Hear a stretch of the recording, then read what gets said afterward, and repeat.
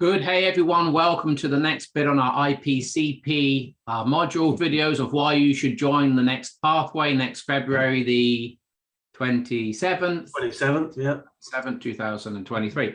Good. So we just want to talk a little bit about how Identity Compass and the artificial intelligence brings an integral capacity to coaching. And we're going to have Jay talk us through how standard or traditional coaching works in the left-hand quadrants mainly, and how Identity Compass brings a more holistic, whole and integral approach to working with the client and also for you as a coach. So we're going to have a quick look at a slide and then Jay and I will have a conversation. So here we go, get ready.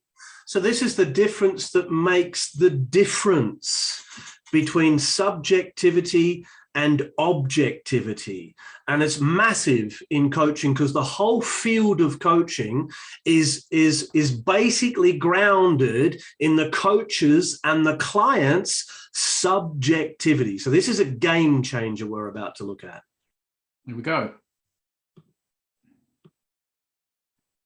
Good.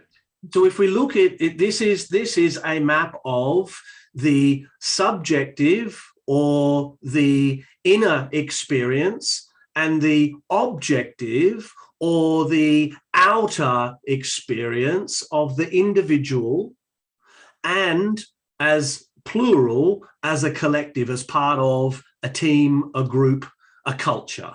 Yeah. And so we're looking at the subjective and objective of the individual and the collective. If we look in the upper left quadrant, you'll see it's marked there in red. The inner experience of the coach counts for almost everything in conventional coaching. So that means that a coach not only has to be really well trained, but they've got to have gone through it themselves. And if they haven't gone through it themselves, they're going to find it really, really difficult to navigate contextually as well as subjectively the landscape they're taking the client through. Now, that plays out in stuff like high-performance sport where, hey, I'm not a Formula One driver, and nor do I need to be, in order to help another Formula One driver get their inner and outer game straight and right to be able to drive effectively to their potential. So currently coaching is grounded in the coach's map and the coachee's map. The coachee is bringing their subjectivity to here's the problem and here's what I want. The coach then says, well, given what you want and given the problem that I am hearing subjectively behind that problem is X. Oh, well, that kind of makes sense. And it all begins to land and they might work their way through it and it might be actually pretty useful.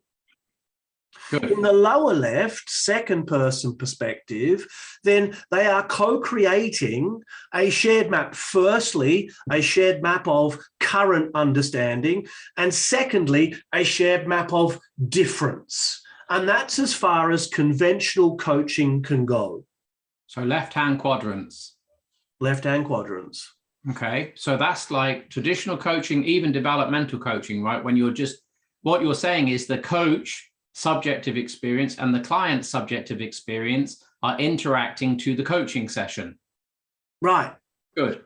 Holistically. And the big problem with that is that the coach doesn't have any context. So they're going to only rely on what the client's bringing to the process, which of course is going to be limited to what the client thinks is important. And this is the difference that makes the difference. We need to turn that subject into object. So we need something or someone or a process or a system to help us do that, to help us take a mind dump of the client and make it objective.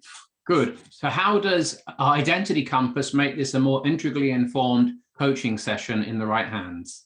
Well, it does that. It turns subject into object by asking a series of forced answer questions. It's not a nice test to do because it's forcing you into answering questions and then throwing up different questions based on what it's forcing you into answering. And so it's a forced answer test. So it feels like, well, neither of those are true, but it's taking you down a pathway where those small calculations start to play out in a big way in terms of your thinking pattern. It maps your thinking patterns in an objective, scientific, rational, logical way. Okay, and so what is a factual map aspect and what is the functional map aspect that we could have in a coaching session with Identity Compass supporting us? So the factual map is actually mapping out, given some scenarios in contexts. It uses the work context, but it's absolutely mapping cross-contextually.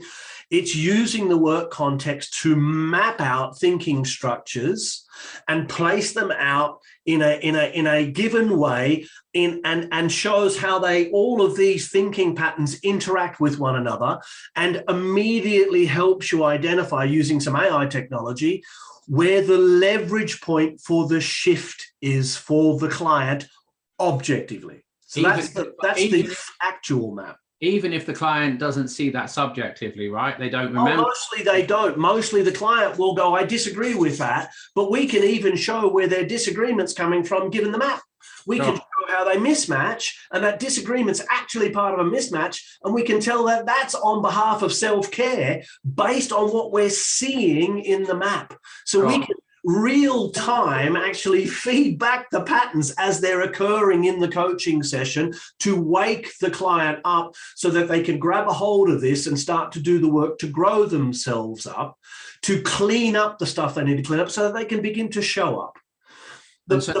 So then we have a functional map that emerges out of the context. Yeah. Which is context. So two aspects to this.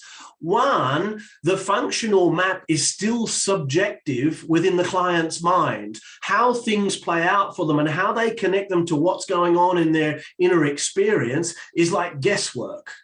Yeah. Sure. With the functional map, we can bring context in, and we can look at work, we can look at personal, we can look at primary relationships, we can look at children, we can look at parents, we can look at community, we can look at all of those aspects and ask, how does this play out for you in this context, to start to get an understanding of what's cross-contextual and what's actually contextual. That means that they can shift between their thinking between contexts, which means they have more flexibility in the lower right component, or less flexibility, telling us how rigid their thinking patterns are. Good. So let's summarize this with a couple of questions for you. So you've been coaching for a few years and you're an averagely good coach. Just give me a moment to relax my face. And so given that, what would you be happy to go on coaching people, knowing Identity Compass is in the world and not have access to it? What difference has it made to you as an experienced coach, 15 years of coaching? Yeah. What difference can you see and benefit has Identity Compass brought to your actual corporate coaching? Has shown me that I've been guessing up until I got a hold of the Identity Compass. It's shown me that my guessing is fairly accurate, yet, because I'm a human being, actually quite limited. And so would I coach without it now? Absolutely not. I mean, I'm literally flying with one arm and one eye.